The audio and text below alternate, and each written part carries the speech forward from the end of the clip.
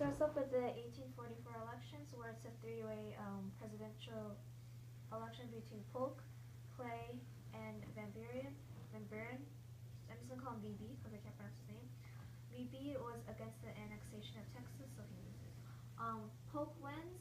He has four goals: lower tariff, resolve Oregon boundary dispute, restore independent treasury, and acquire California. He annexes Texas in 1845. Texas was an independent republic. Majority of population was American. They had diplomatic relations with both Mexico, the United States, and Britain. And this happens when Tyler is still president. Tyler comes before Polk. He wants Texas to become state before his term is over because basically he was a bad president. He wanted to be run for something good. Joint resolution was it's a majority in both houses, so Texas can skip the territory phase and just like go right to becoming a state. Everybody's happy except for Mexico because they're like, we don't accept your independence. U.S. is like, this is too late. This means war. Bear Flag Road. We're gonna kind of move now into California with John C. Fremont, who's like this military guy, has good connections.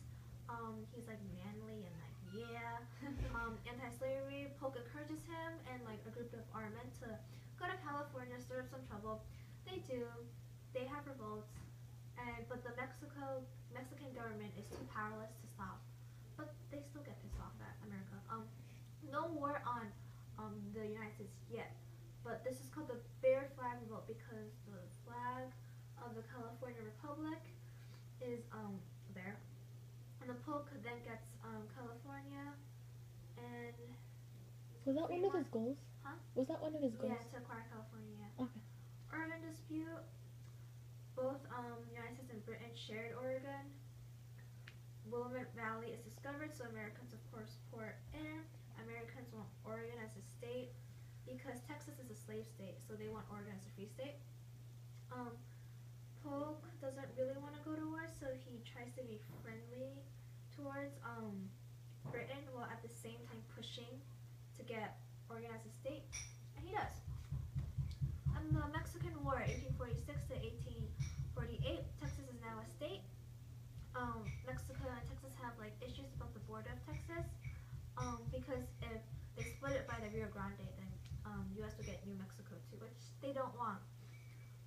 Polk, sends out army, navy squadrons. Mexico government is unorganized. It's led by Santa Anna. So Santa Anna doesn't keep his part of the deal, which was he was gonna go back to Mexico and just basically hand off Mexico to Polk. Nobody's very happy. Causes for the war. Mexico fires first. Mexico owes the United States a lot of money because the U.S. supported Mexico when they fought for their independence. And they say the war has already begun. Congress should just acknowledge it because, like, once you start firing, kind of violence.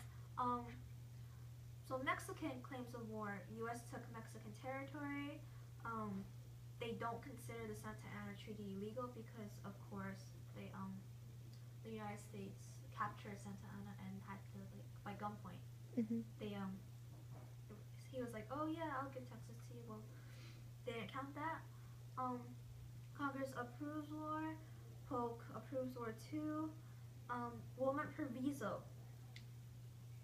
It is also an appropriations bill, which says that slavery should be banned from any territory obtained by Mexico, by the Mexican War. And Whigs and then the Democrats approve, but it dies in Senate because the South controls it.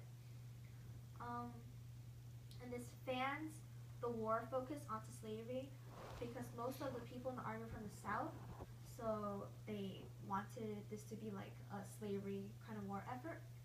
Strategy, we win. That's basically all we need to know. And then Treaty of Guadalupe Hidalgo, basically the United States captures Mexico City, the Mexican government collapses, Mexico gives up Texas claims above the Rio Grande. They give us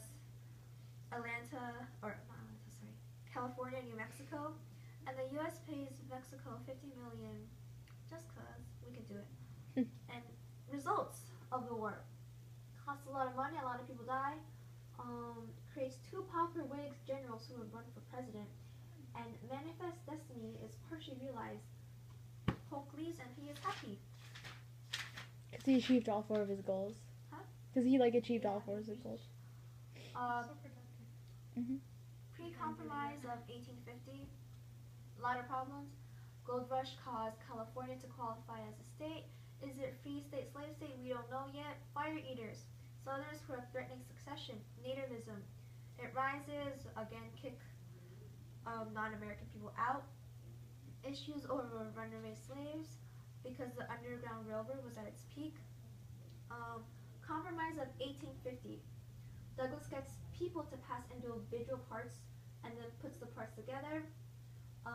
The fugitive slave law, they have another one in which that, now you're actually required by law to take slaves and take runaway slaves and report them. Popular sovereignty. We Southerners don't like this because there is chance slavery could happen. California is free. Fire eaters don't like this because Missouri Compromise, slaves are already in California. American public is happy because the government's finally doing something. Fugitive Slave Act of 1850. States can kind of protest by nullification. But if a runaway slave is brought to court, the jury cannot acquit him, and basically say, yeah, you're free. And this causes some problems, but that's not really important right now. Daniel Webster, he pushes for the Fugitive Slave Act to gain support. Yeah, he's not really popular anymore. Ruins his political career, and all the runaways go to California. Harriet Beecher Stowe is the cause of the Civil War. She her piece of propaganda changes the Northerners' view of slavery. And did she write Uncle Tom's Cabin? Yeah, she wrote Uncle Tom's Cabin. And it was basically, if you're Christian, you can't support slavery, and if you support slavery, then you weren't Christian. So people are like, oh, I'm Christian, I must not support slavery. The North is now taking action instead of being neutral because it really opened the middle class and upper class's eyes to slavery. Yeah, Uncle Tom's Cabin is so popular. 1852 presidential election, Franklin Pierce versus William Field Scott. And then Pierce, family tragedy, sad man, sad life. Kansas-Nebraska's Act of 1854. It's by Stephen Douglas.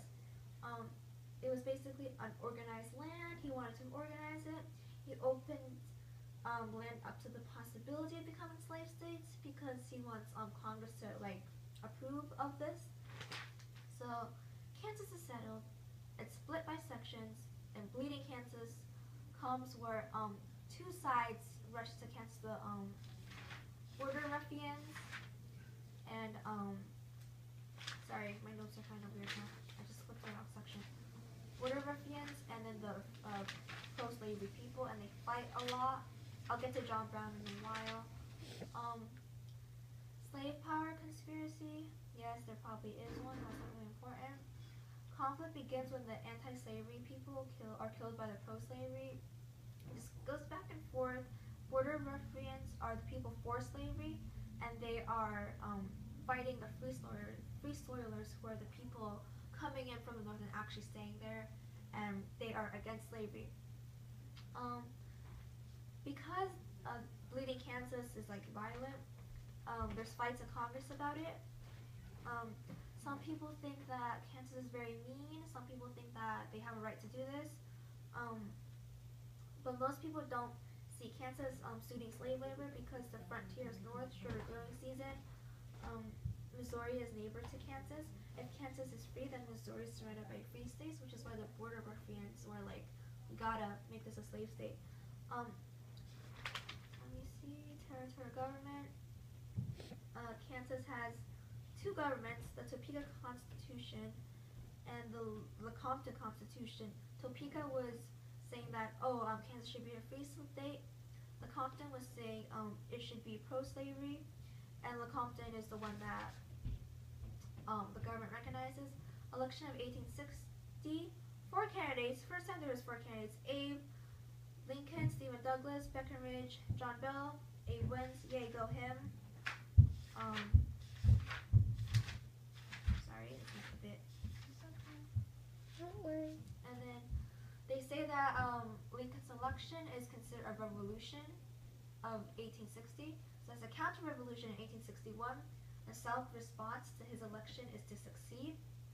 And they basically, South Carolina is the first to succeed. They follow previous succession threats. Nullification is natural for them to succeed first. Deep South succeeds first because they had the most slaves, had the most to lose if slavery was abolished, and it wouldn't be in their state, so why not try to succeed anyways. Upper South kind of is like pressure, so they succeed. West Virginia succeeds from Virginia, first time that ever happens and ever will. Succession fear is in the air. Border states stay with the Union, but they're like in their hearts they're kind of like we like slavery.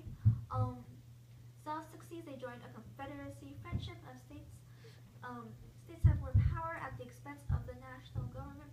They write their own constitution, which is like a copycat of our constitution. Jefferson Davis is president.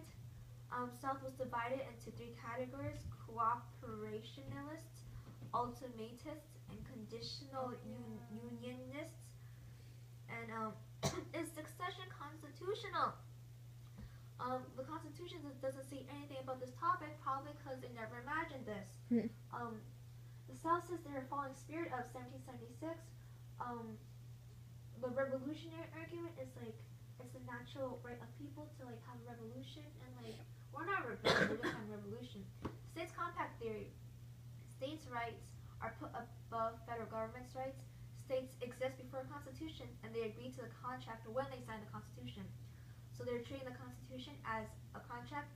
They voluntarily gave their rights away, and they can take it back. And they never give up sovereignty, by the way. South's argument is we're not rebels, we're revolutionary. North, it doesn't really matter because you're not part of the country anymore. After Civil War, Texas sells bonds to investors, but okay, that's not right. Sorry, that's just Civil War case. That doesn't really count. Succession from another state. Lincoln is like, West Virginia isn't coming in as a new state because succession is illegal, but they never left the Union to begin with. So good job, West Virginia. And that's basically it for succession. Causes of the Civil War timeline, in case you guys are interested: Fire Eaters, Lincoln's election, bleeding Kansas, Dred Scott case, Fugitive Slave Act, Compromise of 1850, Missouri Compromise, Mexican-American War, Uncle Tom's Cabin, Trenton Resolution, Second Great Awakening, Internal Improvements, Industrial Revolution, King Cotton, and the list goes on and on all the way back to 1776. So that's Unit 9. Yay!